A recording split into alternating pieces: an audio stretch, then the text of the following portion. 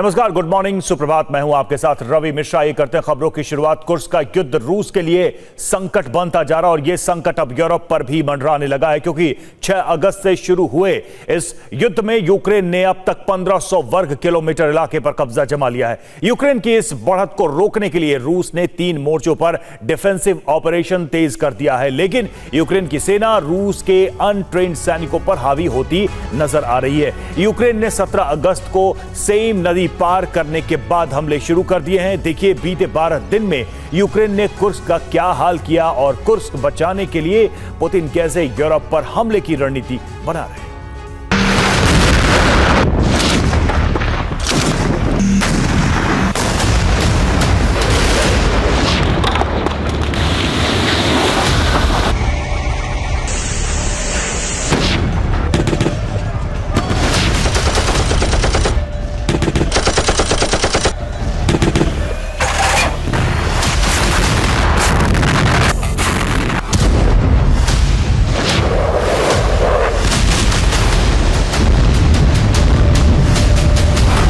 Ukraine ने रूसी धरती पर जो रक्तपात किया है उसकी तस्वीरें भयावह हैं।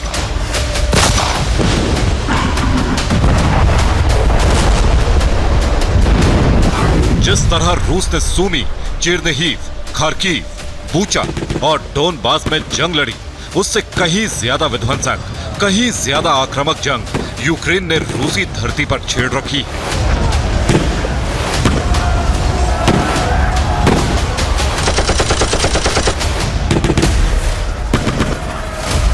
यूक्रेन की कुर्स्क जंग को 10 दिन बीत चुके हैं और यूक्रेन लगातार आगे बढ़ता जा रहा है।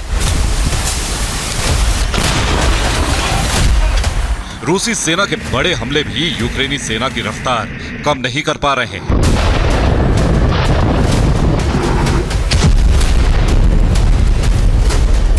सत्रह अगस्त का अपडेट यह है कि यूक्रेन ने कुर्स्क में वर्चस्व बढ़ा लिया है।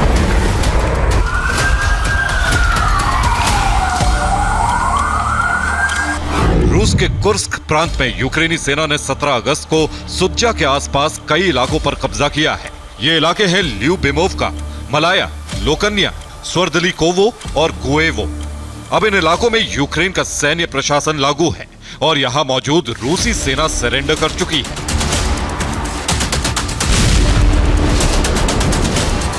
यूक्रेन के सैनिक इतने बड़े हमले कर रहे हैं कि रूसी सेना को मोर्चे छोड़कर भागने के लिए मजबूर होना पड़ रहा है।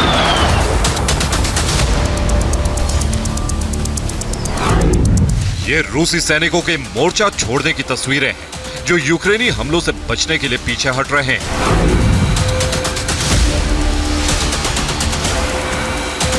जैसे जैसे रूसी सेना पीछे हट रही है, वैसे वैसे यूक्रेन का दबदबा और इलाका बढ़ता जा रहा है। यूक्रेनी सेना ने रूस के जिन इलाकों पर कब्जा किया है, वहां यूक्रेनी सैनिक बेधड़क मनमर्जी चला रहे हैं। ये तस्वीरें कुर्स्क के एक सुपर मार्केट की है, जिस पर यूक्रेनी सेना का कब्जा है और लूटमार हो रही है।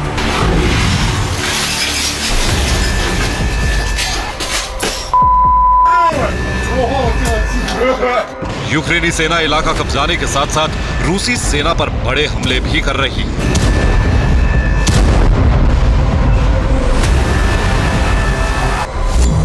यूक्रेनी सेना की मैनपैड विंग ने रूस की वायुसेना पर हमला किया। यूक्रेनी चौकियों पर हमला करने आया रूस का Ka-52 हेलीकॉप्टर इस हमले में तबाह हो गया।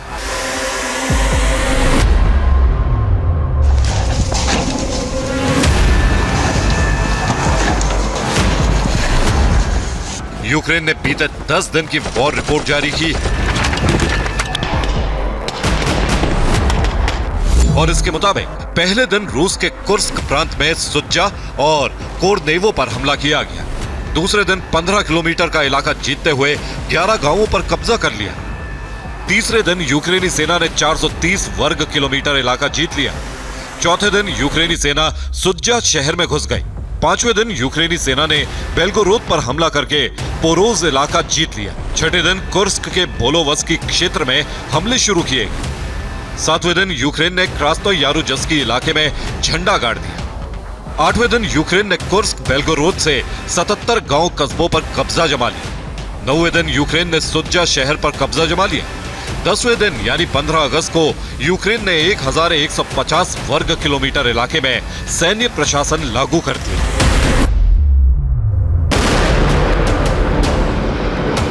यूक्रेन ने 6 अगस्त से 15 अगस्त तक की आधिकारिक रिपोर्ट जारी की है, लेकिन वॉर जोन से रिपोर्ट यह भी है कि यूक्रेन ने 17 अगस्त तक 1500 वर्ग किलोमीटर इलाका जीत लिया है और 17 अगस्त की रात 15 वर्ग किलोमीटर इलाका सेइन नदी के किनारे पर जीता है।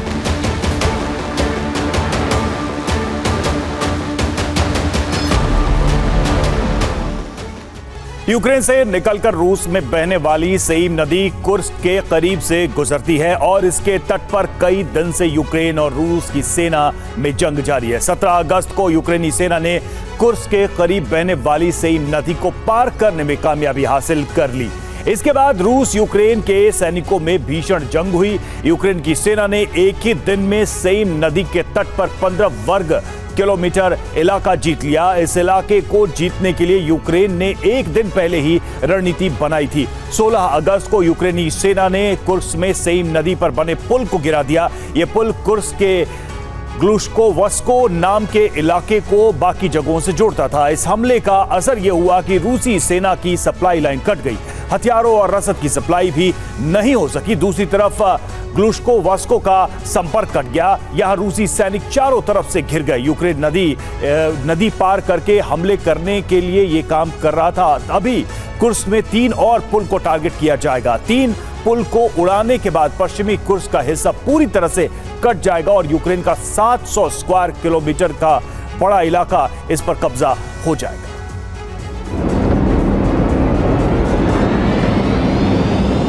Bravo 6, second platoon is moving to rendezvous near your location. What's your status? Over.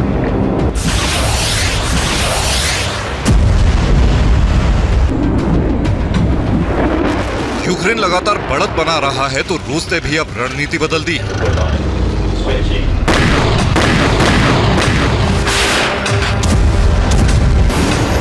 पैदल सेना उतारने के साथ साथ अब वायु सेना और मिसाइलों के हमले बढ़ा दिए गए।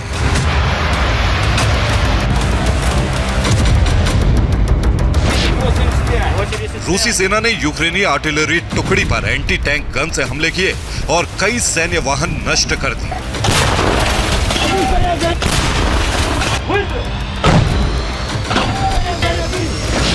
रूसी वायुसेना के हेलीकॉप्टर यूक्रेनी चौकियों पर लगातार मिसाइल हमले कर रहे हैं।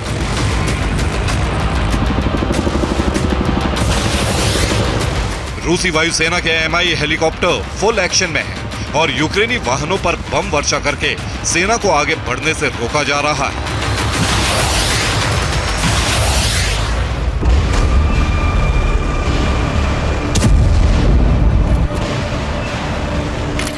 सत्रह अगस्त को सुरक्षा परिषद की बैठक के बाद रूसी सेना ने कुर्स्क, बेल्गोरोद, ब्रियांस्क और वोरोनिश में हमले तेज कर दिए।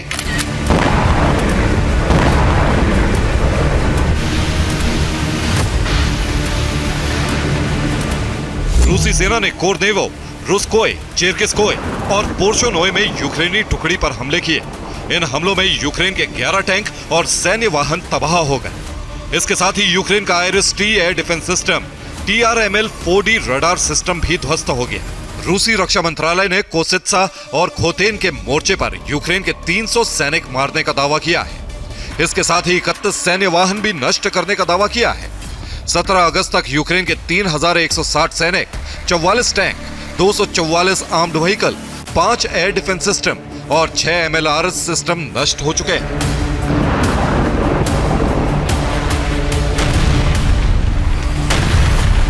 जितनी तेजी से रूस हथियार नष्ट कर रहा है, उससे कहीं तेज यूक्रेन को हथियारों की सप्लाई हो रही है। कुर्स्क की जंग से पुतिन की सत्ता पर दबाव है और क्रेमलिन में उनके खिलाफ आवाज उठने लगी।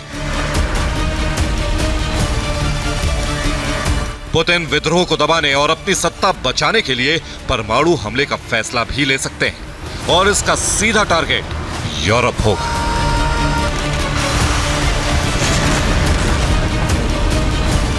Bureau report, TV9 Bharatvarsh.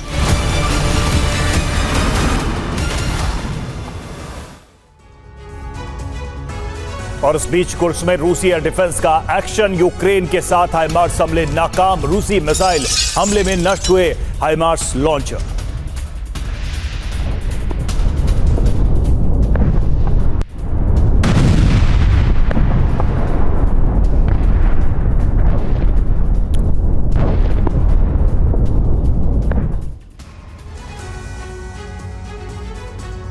तो कुर्स में रूसी सेना यूक्रेन के सामने कमजोर पड़ रही है, तो वहीं बॉर्डर के पास मौजूद बाकी रूसी शहर भी दहल रहे हैं। यूक्रेन यहां बारूद बरसा रहा है। बीते 24 घंटे में ज़ेलेंस्की की ड्रोन आर्मी ने बेल्गोरोड से लेकर रोस्टोव तक कई ड्रोन अटैक किए, जिसके बाद जगह जगह ऑयल डिपो और इमारतों में आग लग गई। वहीं क्रीमिया भी यूक्रेन के टारगेट पर है। क्रीमिया की सुरक्षा में रूस ने अपनी नई सबमरीन सेवास्तोपोल को डिप्लॉय किया है, लेकिन एक्सपर्ट इसे महज एक छल बता रहे हैं।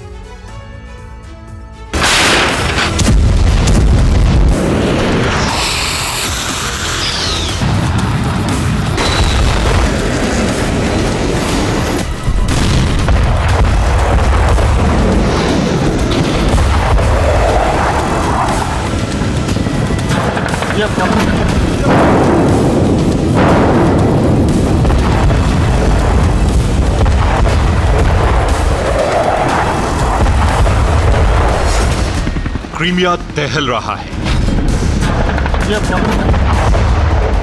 रोस्तोव धू-धू कर जल रहा है। बोल्गोरोद में रूसी सैनिकों के शव गिर रहे हैं। वोरोनिच में यूक्रेन सेना तबाही मचा रही है।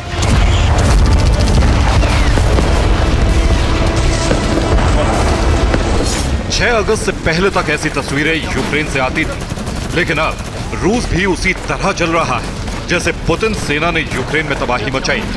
कुर्स्क से रूस की जमीन पर दाखिल हुई यूक्रेन आर्मी ने रोस्तोव, बोल्गोरोद और वोरोनिच को भी दहलाना शुरू कर दिया है।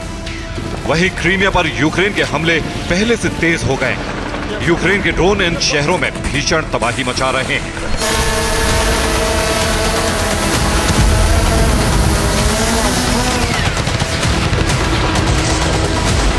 सौ फीट तक उठती आग की लपटें, आसमान तक जाता काला धुआं बड़ी विध्वंस की गवाही दे रहा है।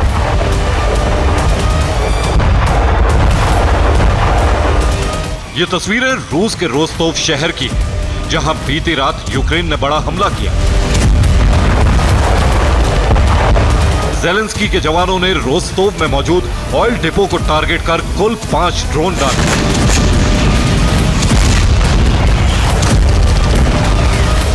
जिनमें से 3 ड्रोन रूस रोकने में सफल रहा, जबकि 2 ड्रोन सीधा टारगेट पर हिट हुए।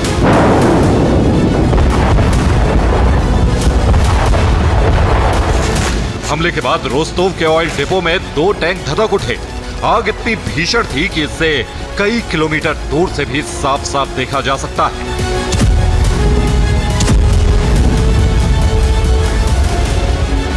ड्रोन हमले में लगी आग करीब 5000 स्क्वायर मीटर इलाके में फैल गई, जो करीब 16 घंटे तक धधकता रहा। करीब 70 फायर फाइटर्स की टीम ने काफी मशक्कत के बाद आग पर काबू पाया।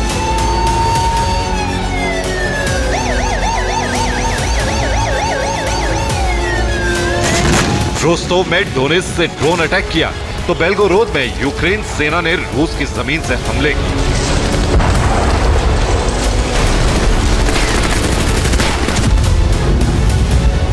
ये बेल्गोरोद का वीडियो है, जहां यूक्रेनी आर्मी ने रूसी सैनिकों को ड्रोन से टारगेट किया।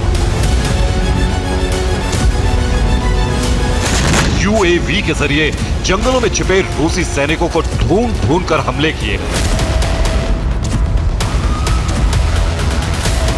यहां देखिए, जमीन में रूस ने छिपकर ट्रेंच बनाई है, लेकिन ड्रोन के जरिए इसे तबाह कर दिया जाता है।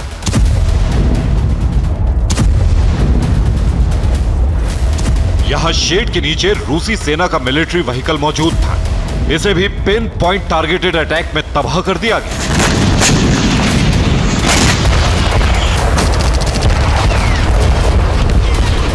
दरअसल कुर्स्क से होते हुए यूक्रेन की सेना बेल्गोरोद की जमीन तक जा पहुंची। यहां रूस यूक्रेन सैनिकों के बीच आमने सामने की जंग चल रही है।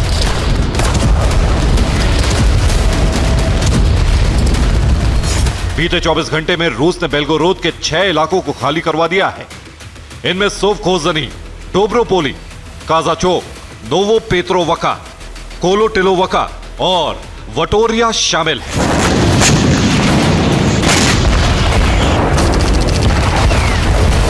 दरअसल इन इलाकों के आसपास जबरदस्त जंग है, ऐसे में एहतियातन इन्हें खाली करवाया गया है।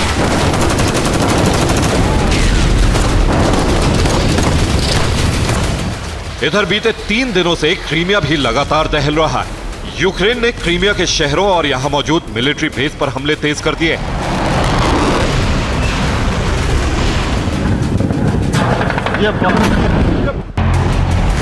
यूक्रेन के हमले बढ़ने की वजह क्रीमिया की सुरक्षा कमजोर होना माना जा रहा है।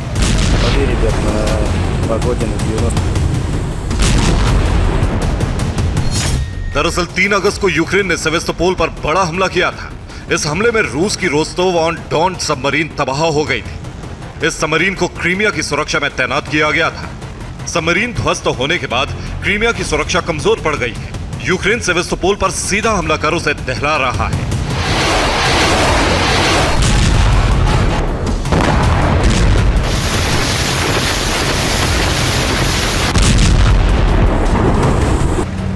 जंग शुरू होने के बाद से रूसी नौसेना ब्लैक सी में काफी नुकसान उठा चुकी है। यूक्रेन रूस के कई युद्धपोत और सबमरीन तबाह कर चुका है। ऐसे में अब रूस यूक्रेन को डराने के लिए छल का सहारा ले रहा है।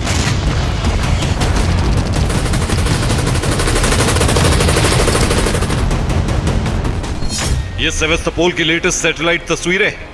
इन तस्वीरों में पोर्ट के पास 1 किलो साइज सबमरीन नजर आ रही। लेकिन एक्सपर्ट्स की माने तो यह महज एक सबमरीन की कॉपी है, जिसे रूस ने यूक्रेन को डराने के लिए तैनात किया है। हालांकि इन दावों में कितना दम है, यह कहना मुश्किल है।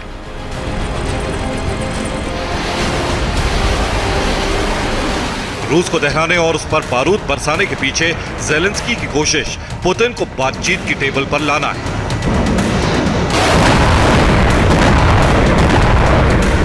लेकिन पुतिन यूक्रेन के हमलों से बैकफुट पर जाते नहीं दिख रहे।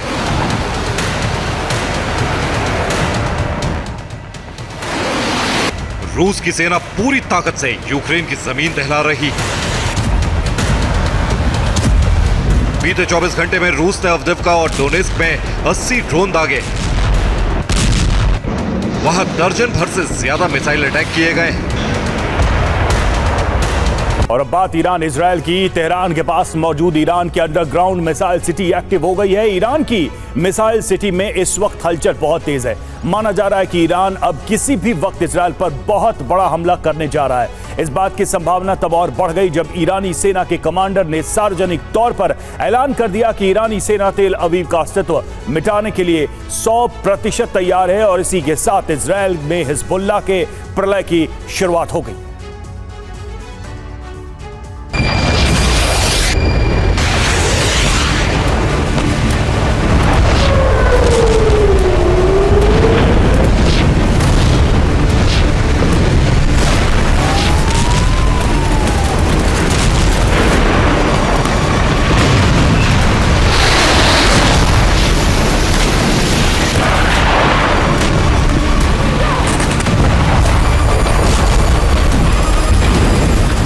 हमले के बाद विनाश की इस आग को देखिए।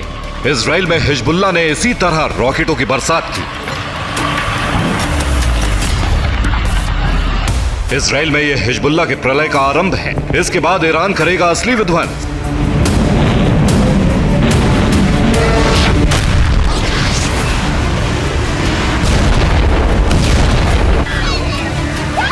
उत्तरी इजराइल में हिजबुल्लाह ने इस बार 100 से ज्यादा रॉकेट और मिसाइलें दागी।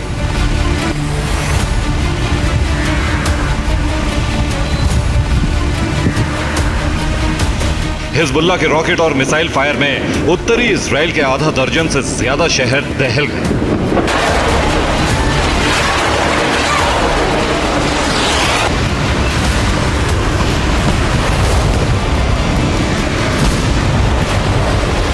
हिजबुल्लाह के विस्फोट के बाद उत्तरी इजराइल में किस तरह आग लगी, अब इसे देखिए।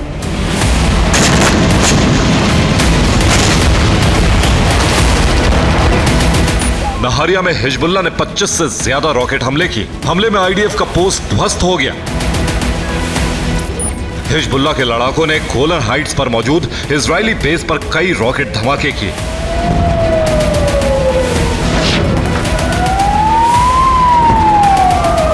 किरियात शिमोना में हिजबुल्लाह के हमलों की वजह से लोगों को बंकर में छिपना पड़ा। बेत हिलाल में हमले के बाद 2 इमारतें और वहां मौजूद गाड़ियां जल गईं।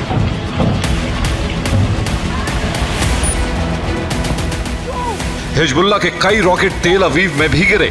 धमाके के साथ एक गैरेज में भीषण आग लग गई। हिजबुल्लाह के हमलों का जवाब आईडीएफ ने भी दिया। दक्षिणी लेबनान में इजरायली एयरफोर्स ने एयर ऑपरेशन चलाए। लेबनान के मरकबा, रामिया और कफर हमाम में भीषण बमबारी हुई। हमले में तीनों जगहों पर हिजबुल्लाह से जुड़ी इमारत मलबा बन गई। इजराइल ने सिर्फ हिजबुल्लाह के ठिकानों को ही तहस नहस नहीं किया, बल्कि उसके मिसाइल और रॉकेट लॉन्च साइट को भी ध्वस्त कर दिया गया।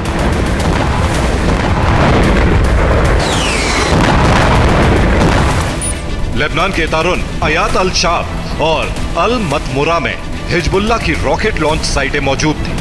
हिजबुल्लाह यहीं से उत्तरी इजराइल में हमले कर रहा था। इजरायली एयरफोर्स ने बारूदी बारिश कर हिजबुल्लाह के लॉन्च पैड का नामो निशान मिटा दिया।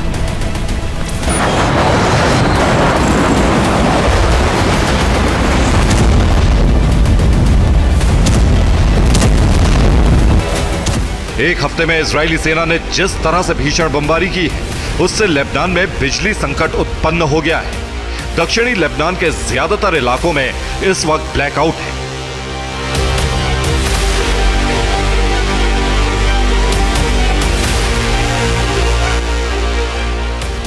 हिजबुल्लाह लगातार इजरायली शहरों को दहला रहा है, लेकिन अब ईरान इजराइल पर हमला करने वाला है। ईरान के हमले का काउंटडाउन शुरू हो चुका है।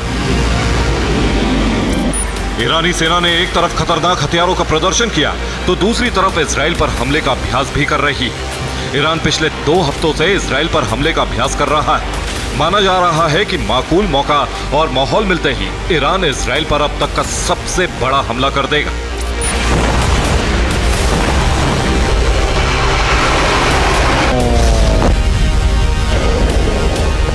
ईरान के सीनियर कमांडर अली अकबर अरब ने कहा है कि ईरानी सेना इजराइल को दहलाने के लिए 100% तैयार है। ईरान की तैयारी को देखते हुए अमेरिका इजराइल की सुरक्षा के लिए बड़ा कदम उठाने जा रहा है। अमेरिका अपनी 1/3 नौसेना को इजराइल के आसपास तैनात करने जा रहा है। ईरान के हमले से निपटने के लिए इजराइल भी फुल प्रूफ तैयारी कर चुका है। इजराइल ने अमेरिका के अलावा ब्रिटेन और फ्रांस से भी मदद मांगी। अगर ईरान हमला करता है तो उसे न सिर्फ इजराइल से निपटना होगा, बल्कि फ्रांस और ब्रिटेन की सेना का भी सामना करना पड़ेगा, और इस तरह से अरब में महाविनाश की शुरुआत हो जाएगी।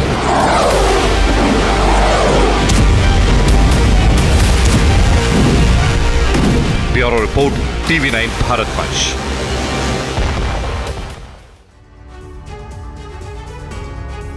और युद्ध विराम को लेकर हो रही बातचीत के बीच गाजा में नरसंहार का नया दौर शुरू हो गया। इजरायल ने पिछले 24 घंटे में गाजा पर बहुत विध्वंसक हमले किए हैं। ऐसे में यह सवाल है कि गाजा में युद्ध विराम की कोशिश कामयाब होगी या फिर गाजा बनेगा अरब में महायुद्ध का सेंटर।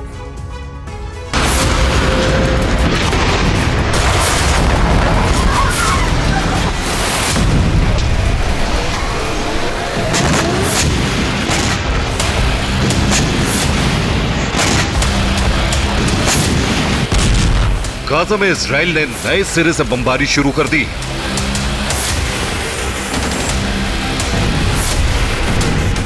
इजरायली बमबारी से गाजा एक बार फिर दहल उठा।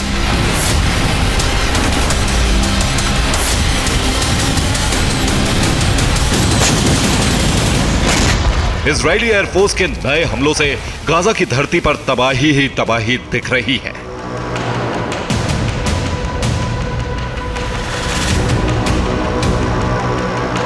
इजरायली हमलों को कोई भी दबाव रोक नहीं पा रहा है। इजरायली सेना गाजा को शमशान बना देने पर आमदा है।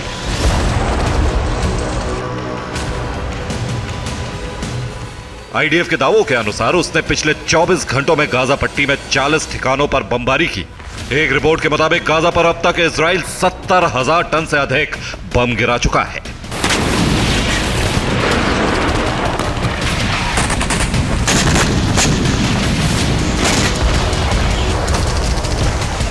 लगातार बमबारी के बाद गाजा में तबाही साक्षात देखी जा रही है।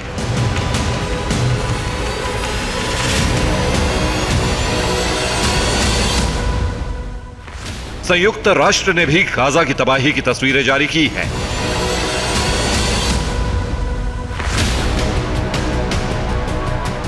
सेंट्रल गाजा में इजराइल भीषण हमले कर रहा है। सेंट्रल गाजा के देर अल बलाह में भी इजराइल ने विध्वंसक बमबारी की, जिसके बाद आग की लपटें और धुआं देर तक उठता रहा।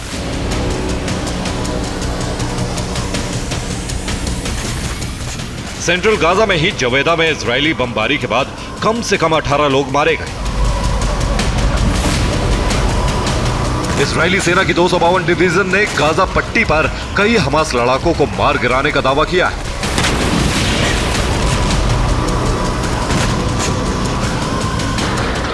इजरायली वायुसेना के लड़ाकू विमान ने गाजा पट्टी में जगह जगह बमबारी करके हमास के ठिकानों को तबाह करने का दावा भी किया है।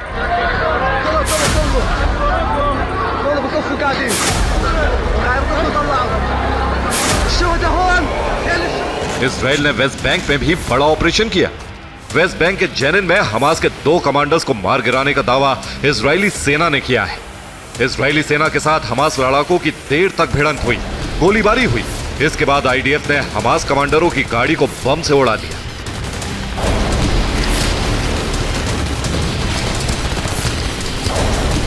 मारे गए ये दोनों कमांडर हमास के टॉप कमांडर थे। हमास का मारा गया कमांडर रफात महमूद दवासी जेनिन में अल कस्साम का लीडर था। वहीं दूसरा कमांडर अहमद वालिद अबू ओरा भी अल कस्साम का ही कमांडर था। हमास ने अपने दोनों कमांडर के मारे जाने की पुष्टि की है, लेकिन हमास ने भी इजरायली सेना पर पलटवार किया।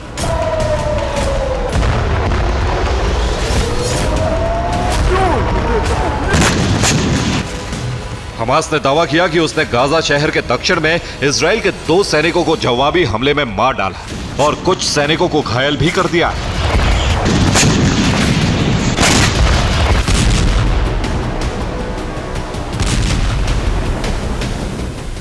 लेकिन पिछले 24 घंटों में इजरायली हमलों में हमास को तगड़ा नुकसान हुआ है।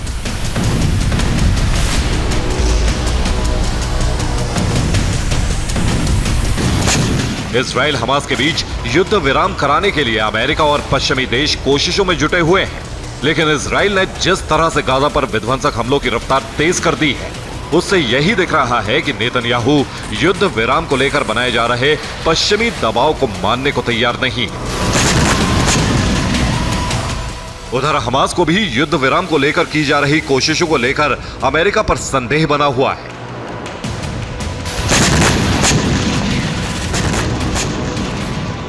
हालांकि बाइडेन प्रशासन बार बार दावे कर रहा है कि युद्ध विराम के लिए की जा रही कोशिशें फाइनल स्टेज में पहुंच चुकी हैं। अमेरिकी विदेश मंत्री एंटनी ब्लिंकन को इस मिशन पर लगाया गया है।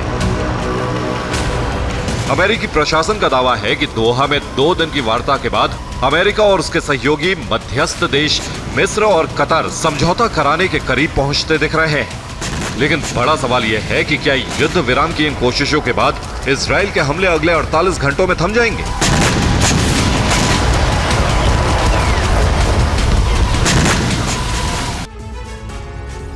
और हमास चीफ इस्माइल हानिया और हिजबुल्लाह कमांडर फवाद शुक्र की मौत को लेकर तेहरान और बेरूत से चौंकाने वाला खुलासा हुआ है। हमास और हिजबुल्लाह का दावा है कि दोनों के कत्ल का कारण बना दोनों का सेलफोन। आखिर कैसे, आइए जानते हैं।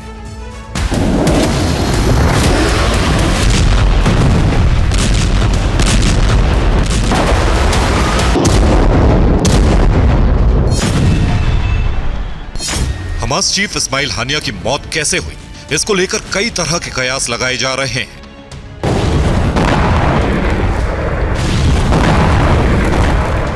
इसी तरह हिजबुल्लाह कमांडर को कैसे मारा, यह भी एक पहेली है। दोनों की मौत को लेकर ईरान इजराइल और अमेरिका को जिम्मेदार ठहरा रहा है।